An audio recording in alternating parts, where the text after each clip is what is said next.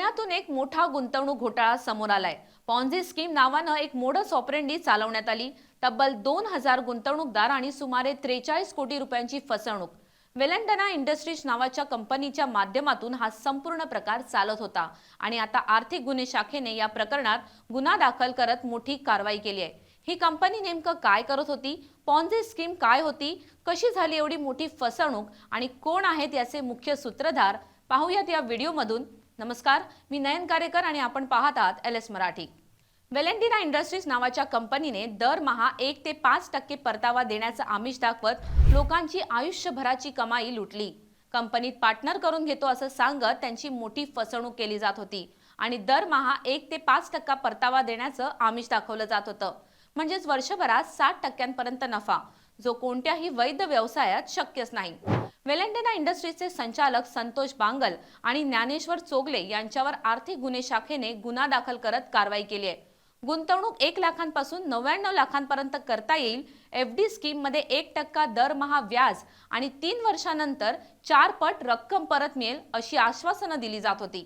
पण प्रत्यक्षात हा संपूर्ण प्रकार पॉन्झी स्कीम या पद्धतीने चालवला जात होता। म्हणजेच नवीन गुंतवणूकदारांकडून पैसे घ्यायचे आणि त्याच पैशातून जुन्या गुंतवणूकदारांना परतावा द्यायचा। अशा पद्धतीने विश्वास निर्माण करून मोठ्या प्रमाणात पैसे जमा केले जात होते। यामध्ये सर्वात महत्त्वाची गोष्ट म्हणजे गुंतवणूकदारांना पार्टनर बनवलं जात होतं। म्हणजेच कंपनी स्वतःवरची कायदेशीर जबाबदारी टाळण्याचा प्रयत्न करत होती। कागदोपत्री पार्टनर, पण प्रत्यक्षात फक्त पैसा देणारा गुंतवणूकदार। या प्रकरणात आर्थिक गुन्हे शाखेने तब्बल 9 महिने गुप्त चौकशी केली आणि त्यानंतर कारवाई करत कंपनीचे संचालक संतोष बांदल आणि ज्ञानेश्वर चोगले यांच्यावर गुन्हा दाखल करण्यात आलाय। अलंकार पोलीस ठाण्यात याबाबत फिर्याद नोंदवण्यात आली होती। पोलिसांच्या तपासात असंही समोर आलंय की कंपनी बेकायदेशीरपणे ठेवी स्वीकारत होती आणि कोणत्याही अधिकृत परवानगीशिवाय लोकांकडून मोठ्या प्रमाणात पैसा जमा केला जात होता।